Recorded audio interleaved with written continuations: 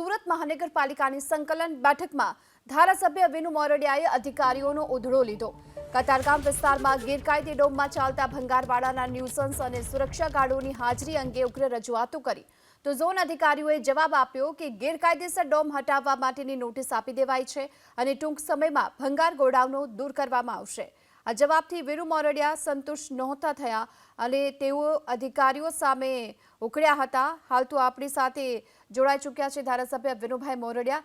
વિનુભાઈ, આપની શું રજૂઆત હતી અને શું કાર્યવાહી કરવાની ખાતરી આપવામાં આવી છે? વિસ્તારમાં અનઓફિશિયલી જે રેસિડેન્ટ વિસ્તાર હોય એવી જગ્યા ઉપર ભંગારની દુકાનો ને ભંગારના ગોડાઉનો જે રેસિડેન્ટ માટે ન્યુસન્સ હોય એ ખરેખર ઇન્ડસ્ટ્રીયલ વિસ્તારમાં અથવા તો કોમર્શિયલ વિસ્તારમાં હોવા જોઈએ એની જગ્યાએ અહીંયા ચાલે છે અને એની આગળ રજૂઆત થયેલી હતી ત્યાંને હટાવવા જોઈએ। તો આજે પણ એનો એ જવાબ આવ્યો કે મેં નોટિસ આપીએ છે।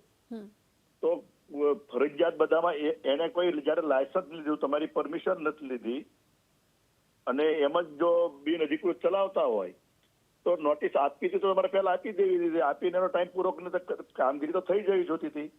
અત્યારે પાછો એનો એ જૂનો જવાબ જયારે આપ્યો કે મેં નોટિસ આપીને બંધ કરાવીએ છે તો અત્યાર સુધી એ લોકોએ શું કર્યું? આ ચાલતા હતા એની જવાબદારીમાં છે, એની ડ્યુટી છે, એને ખ્યાલમાં છે, એની જાણમાં છે, છતાં ચાલવા શું કામ દેતા હતા? એટલા માટે મારી રજૂઆત હતી કે એને તાકીદે એને નોટિસ આપવા। ઘણી બિલ્ડિંગો મિલકતો તમારી એવી હોય છે કે તમે રાતોરાત કોઈને સામાન પણ કાઢવા દેતા નથી, એવું બની શકે છે। તો આ તો ભંગાર છે। આમાં તો કોઈ જે નોટિસનો ઉપયોગ કરવાની જે કલમનો ઉપયોગ છે એ રેસિડેન્ટ વિસ્તાર હોય તો એને એનો સામાન કાઢવા કે એને પોતાને ખાલી કરવા માટેનો સમય આપવો પડે। હવે આ તો ભંગાર છે એટલે એને તાત્કાલિક બંધ કરી જોવે, પણ યોગ્ય જવાબ નહીં લાગતા એટલે મેં કીધું કે તમે એને તાકીદે બંધ કરો। એને કોઈ 2-4 દિવસ નહીં જોઈએ, એને 24 કલાકમાં બંધ કરવા જોઈએ।